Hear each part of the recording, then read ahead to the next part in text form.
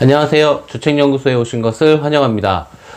오늘은 지난 시간에 이어서 주식 투자에 있어서 관심을 기울여야 할 숫자에 대해서 더 이야기해 보겠습니다. 지난 영상에서는 매출액에서 차지하는 비중, 주가 수익 비율, 부채 요소에 대해서 얘기를 했었죠. 책에서 이제 그 외에 배당, 현금 흐름, 장부 가치 등등 여러 가지를 소개하고 있는데, 저는 제가 투자하는 종목들이 대부분 좀 나름 고배당주라 오늘은 관심을 가져야 할 숫자 중에서 배당에 대해서 이야기해 보도록 하겠습니다. 그럼 주책연구소 오늘의 연구 시작하겠습니다. 출발!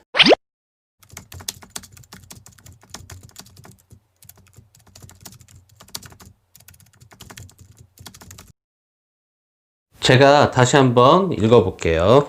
책 141페이지에 나와 있는 내용인데, 나의 유일한 기쁨이 무엇인지 아는가? 배당을 받는 일이라네. 네, 존 록펠러라는 분이 1901년에 하신 말씀입니다.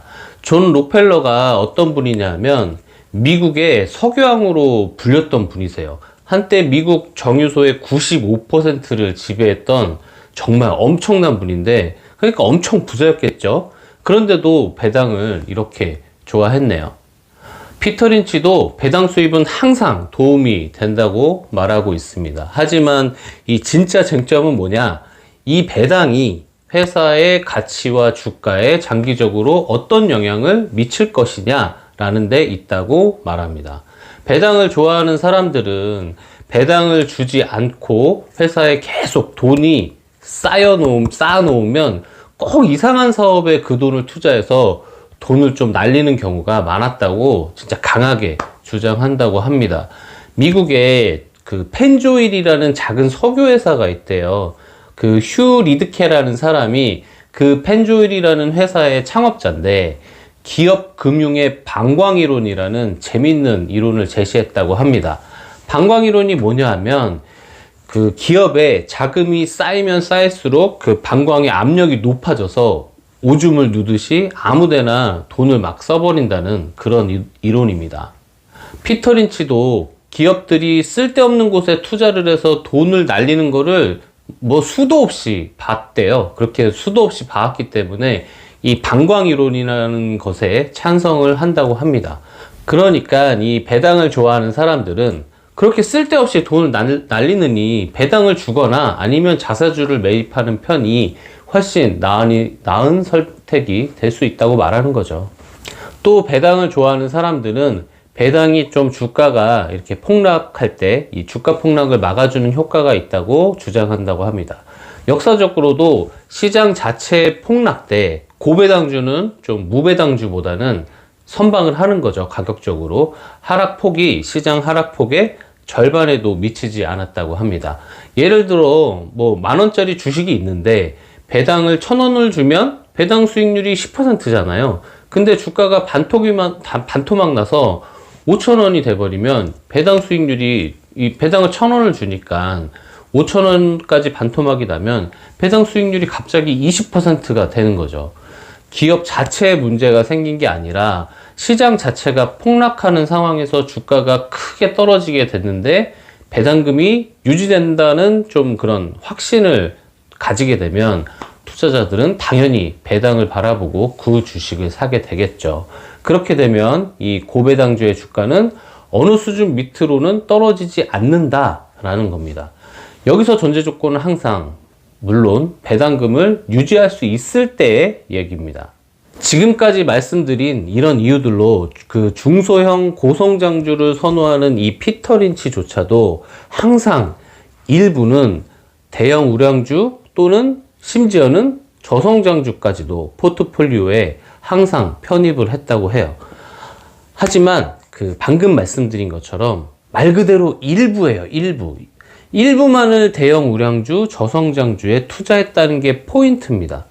배당을 지급하지 않고 이 벌어들인 돈을 이 공격적으로 잘 투자하는 소기업은 배당으로 얻는 이익보다 훨씬 더 빨리 성장을 하죠. 훨씬 더 빨리 성장을 하고 그 성장을 바탕으로 해서 훨씬 큰 이 과실을 주기 때문이겠죠. 피터 린치가 책에서도 그렇게 얘기를 해요.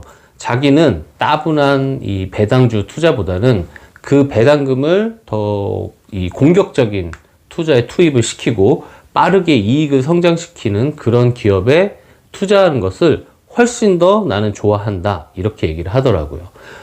뭐 예를 들면 그 부동산으로 치면 임대 수익보다는 시세 차익에 더 비중을 두는 거하고 비슷한 개념인 것 같아요. 그럼 피터 린치는 뭐 그랬다 치고 뭐 저 같은 평범한 주린이는 투자할 때 그런 배당을 어떻게 봐야 할까라고 생각을 한번 해볼게요. 저는 그게 부동산 임대 수익이냐 시세 차익이냐 이런 거와 같이 어느 것을 더 선호하느냐의 문제인 것 같아요. 내가 지금 소액이지만 따박따박 들어오는 요 배당 수익을 원하느냐, 아니면 이익 성장이 예상되는 기업에 투자를 해서 제대로 된 큰 수익을 원하느냐, 이거에 따라서 크게 갈린다고 생각을 합니다. 배당 수익을 원한다면 종목을 선택할 때 이익의 성장을 크게 기대하지는 못하지만 사업 구조가 워낙 좋아갖고 현금을 꾸준히 벌어들일 수 있는 회사, 지금까지 배당을 꾸준히 줘왔고 앞으로도 끊길 일이 별로 없는 회사를 1순위로 그 1순위 가치로 생각을 하고 찾을 것 같아요. 특히 이 주당 배당금, 시가 배당률, 배당 성향 이런 종류의 숫자들에 민감하게 반응을 해야겠죠. 그리고 반응한 걸 떠나서 반드시 확인하고 투자 결정을 해야 될 것 같아요. 아니면 난 제대로 된 큰 수익을 한번 내고 싶어 라고 한다면 방금 말씀드린 그런 배당에 관한 숫자보다는 이익의 그 성장에 관련된 숫자들에 더 관심을 가지는 게 맞을 겁니다. 오히려 배당 성향이 높으면 안 좋을 수도 있을 것 같아요. 배당 성향은 그 기업이 이렇게 벌어들인 순이익에서 이 순이익 안에서 배당으로 얼마를 썼냐를 보여주는 숫자거든요. 예를 들어 어떤 회사가 1년 동안 뭐 1억을 벌었는데 배당으로 5천만 원을 썼어요. 그러면 배당 성향이 50%가 되는 거거든요. 지금 한창 투자하고 성장을 해야 될 그런 중소형 고성장주로 분류되는 그런 회사가 뭔가 이유는 뭔지 모르겠지만 수치상으로 봤을 때 배당률이 높고 이 배당 성향이 지나치게 높으면 뭐가 이유가 있을 거예요. 뭔가 문제가 되든지 간에 투자해서 성장해야 될 돈으로 주주 비비 맞춰주는 거하고 비슷한 꼴이 된다고 생각이 들어요. 이런 점에서 보면 배당 수익에 별로 관심이 없더라도 그 배당에 관한 숫자들을 한 번은 체크를 해보고 넘어가야 되는 게 맞는 것 같습니다. 네, 오늘은 투자할 때 관심을 기울여야 하는 숫자 중에 또 이 배당에 대해서 얘기해 봤습니다. 제가 아무래도 배당에 관심이 많아서 배당 얘기를 오늘 좀 길게 해 봤습니다.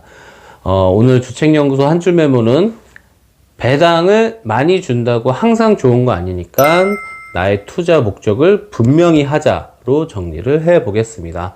네, 오늘도 제 영상에 소중한 시간 투자해 주셔서 고맙습니다. 마무리 전 구독, 좋아요 부탁드릴게요. 고맙습니다. 안녕.